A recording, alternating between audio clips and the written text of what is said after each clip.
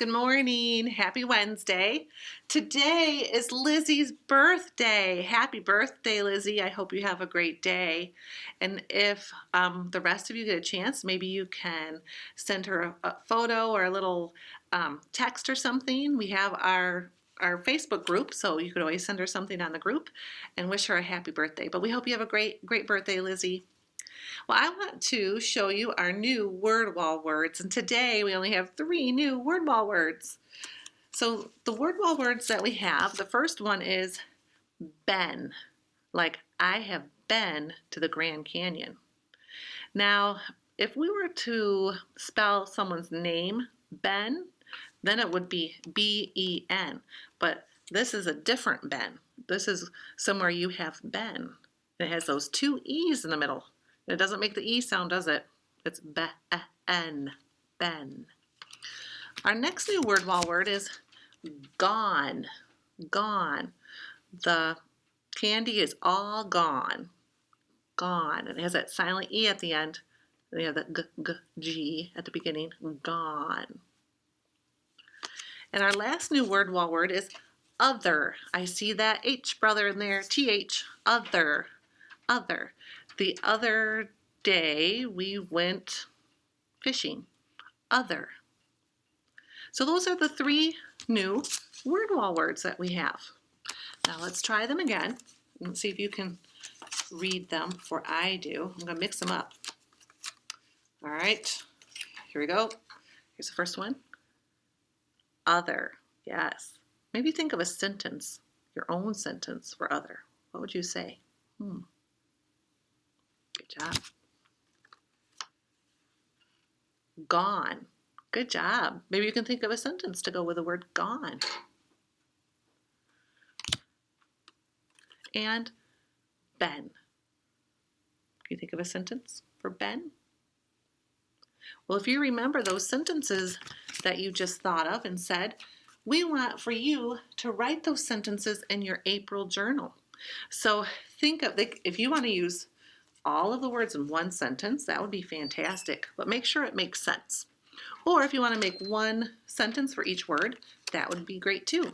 But use these 3 words in sentences and then have your mom or dad take a picture of it and send it to us so we can see your sentences. Also, today is Wednesday, so we have our Wednesday books. Now the Wednesday books that you will have is either called The Painted Lady Butterfly. And remember way back in the fall when we first started school and we watched our caterpillars make their chrysalis and then they hatched from their chrysalis? Those butterflies were painted ladies, just like the story. So they're the same kind. See, doesn't it look similar?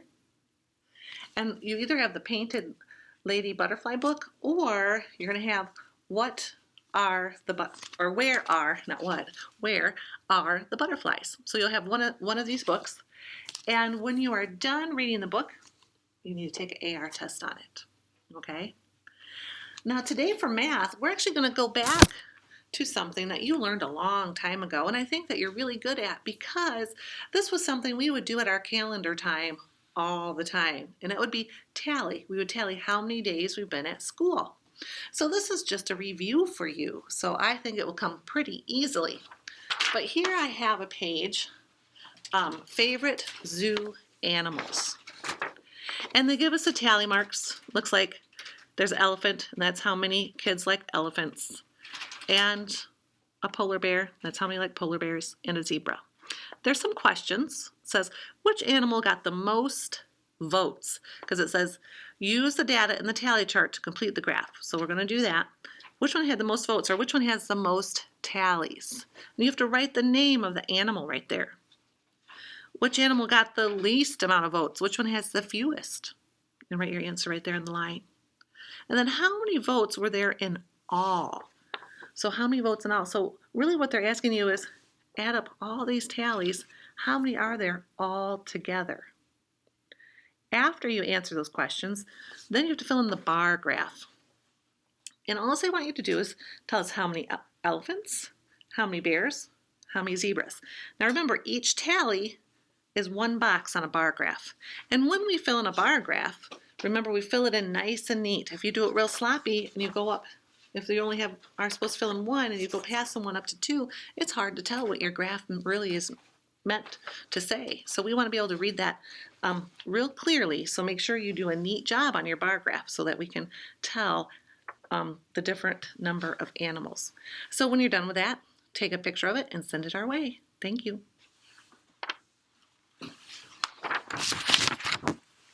All right, and I get to do the Bible lesson today, but first I want to say happy birthday, Lizzie. So I hope you're having a great birthday. So I want to it's just a quick Bible story today, and that is, remember we talked about Solomon, King Solomon, with his wisdom, and how he built the temple, but also how God was going to make him rich, but also he would give him honor, right? He'd make him famous. People would know all about him. And that happened. And in fact, people would come from even other countries to come and hear Solomon and ask him questions and find out about things that they were wondering about.